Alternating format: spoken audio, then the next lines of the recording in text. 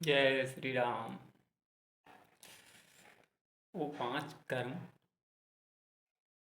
पांच कार्य जो अगर आपके अंदर आना शुरू हो गया है तो समझिए आप बाबा जी के पास जा रहे हैं, बाबा जी के समीप पहुंच रहे हैं। पांच कार्य कौन से हैं, पांच कर्म कौन से हैं? क्योंकि बाबा तुलसी ने लिखा है रामायण में कि कर्म प्रधान विश्व करी राखा, जो जस करई सो तस फल चाखा। कर्म प्रधान है क्योंकि ये चराचर जीव जगत का लोक है और राम नाम यहाँ सहारा है। तो यहाँ कर्म बहुत प्रधान है। आप जैसा कर्म कीजिएगा वैसा आपको फल मिलेगा। और ये होता आया है कि अगर आप की चुनरी पूरी कोरी है और आपने एक भी कर्म अगर पूरे कर लिए तो आपकी उस चुनरी में दाग लग जाएगी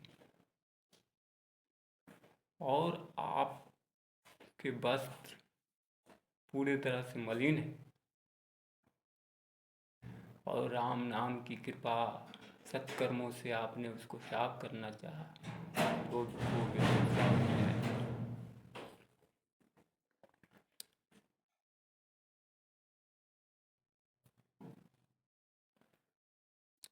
तो वो पांच कर्म कौन कौन से हैं?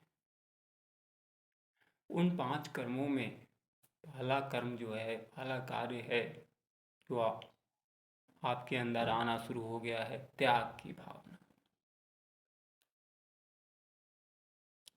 अगर आप त्याग करने के लिए तैयार हैं, आप खोने के लिए तैयार हैं, तो बाबा जी की कृपा आप पर आनी शुरू हो जाएगी। त्याग क्या है? त्याग हमारे पास जो भी प्रिय वस्तु है और समय आने पर अगर उस वस्तु को किसी दूसरे की जरूरत है, भोजन की, वस्त्र की, तो उसका त्याग करना चाहिए। भाई भाई आपस में आजकल लड़ रहे हैं, कट रहे हैं। तो अगर आपके अंदर त्याग की भावना है तो बाबा जी की कृपा आप पर आनी शुरू हो जाएगी। दूसरा जो है वो है समर्पण। समर्पण भाव अपने इष्ट, अपने ब्रह्म, अपने गुरु को अगर आप समर्पित नहीं होते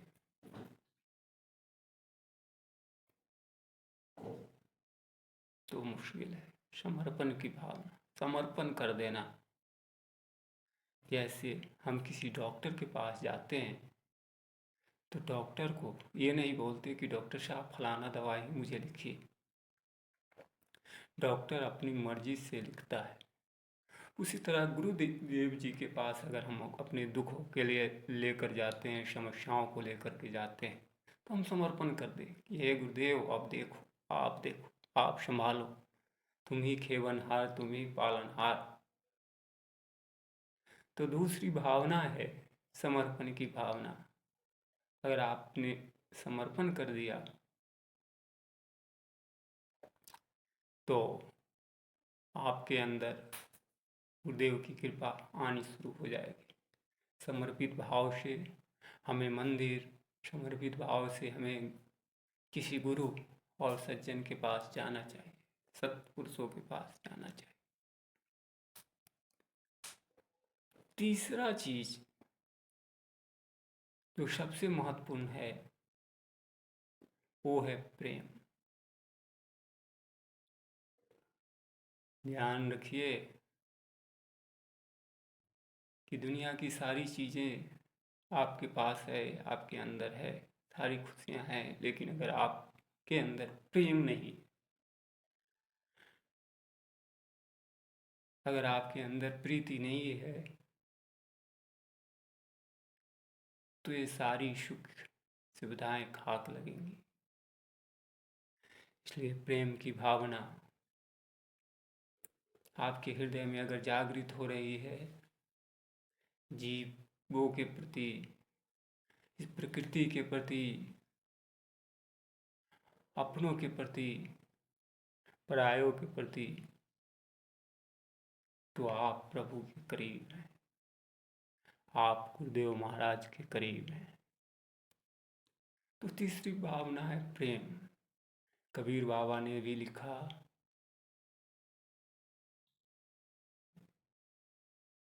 कि पोथी परी परी जगमुआ, पंडित भया न कोय, और ढाई आकर प्रेम का, पढ़े सुपंडित हुए।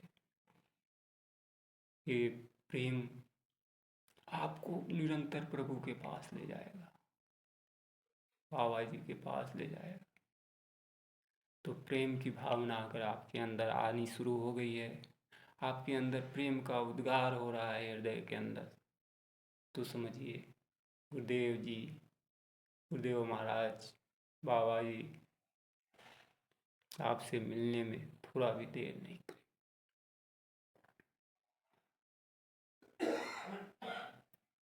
चौथी चीज है भाव। जाकी रही भावना जैसी, प्रभु मूरत तिन देखी तिन तैसी। आपके अंदर भाव होना चाहिए। प्रेम और भाव में अंतर नहीं है, लेकिन भाव अपने इष्ट से, अपने गुरु से तोड़ दो।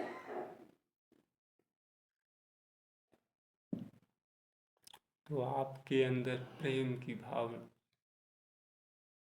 भावना होनी चाहिए, आपके अंदर भाव होना चाहिए। भाव प्रभु से आप जब स्वयं खाते हैं तो उसमें याद कीजिए गुरुदेव को। गुरुदेव को भी भोजन की जरूरत होती है। किस चीज़ की भोजन की जरूरत होती है? भावना की, भाव की। प्रभु भाव के कारण दौड़े चले आते। देखा नहीं, गद्दी छोड़ दी, सोने के सिंहासन पे बैठे हुए द्वारिकाधीश ने जैसे ही भाव देखा अपने मित्र का, दौड़ते चले आए। तो चौथी चीज है भावना। और पांचवा चीज जो सबसे महत्वपूर्ण है वो है सत्संग, सत्कर्म। और इस कलिकाल में राम नाम का जप। अगर राम राम राम राम का जप करना आपने शुरू कर दिया तो ये सारी चीज़ें अपने आप आनी शुरू हो जाएंगी।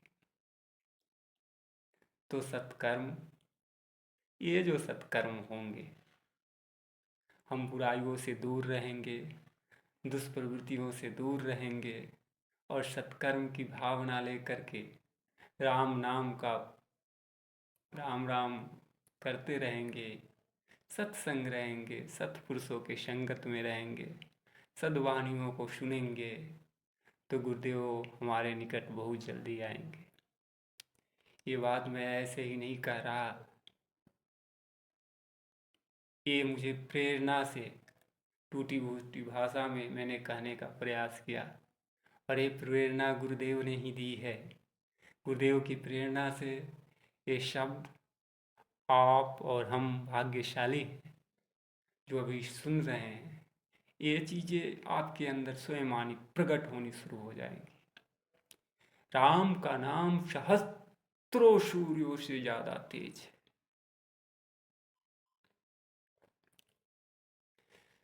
तो राम राम का जब जप होना शुरू होता है तो ये सारी चीज़ें आपके अंदर आनी शुरू हो जाती है, ये सारी बातें आपके अंदर आनी शुरू हो जाएंगी। और आपके अंदर ब्रह्म घटित होगा। ब्रह्म कहीं और नहीं है, बाबा जी कहते ब्रह्म स्वयं में घटित होना है, ब्रह्म स्वयं को स्वयं में मिलाना है। राम जो कि स्वयं पूर्ण ब्रह्म के प्रणेता हैं, वो आपके हृदय में विराजित हो जाएंगे, हृदय में विराजित हो जाएंगे। और जब आपके हृदय में राम विराजित हो जाएंगे तो फिर इस भव सागर से पार करने में आपको कोई नहीं रोक सकता।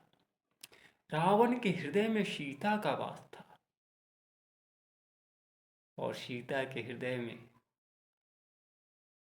माँ जानकी के हृदय में प्रभु राम का वास था। और जब तक सीता का वास रावण के हृदय में था, प्रभु राम का बाण भी, प्रभु का बाण भी रावण को कुछ नहीं कर पाया। तो आपके हृदय में जब राम का वास है, राम नाम का वास है, तो यकीन मानिए ब्रह्मांड की सारी शक्तियां भी लग जाएं, फिर भी आपका कुछ नहीं हो सकता। आप सभी के हृदय में बसे हुए राम को कोटि कोटि नमन करते हुए जय श्री राम।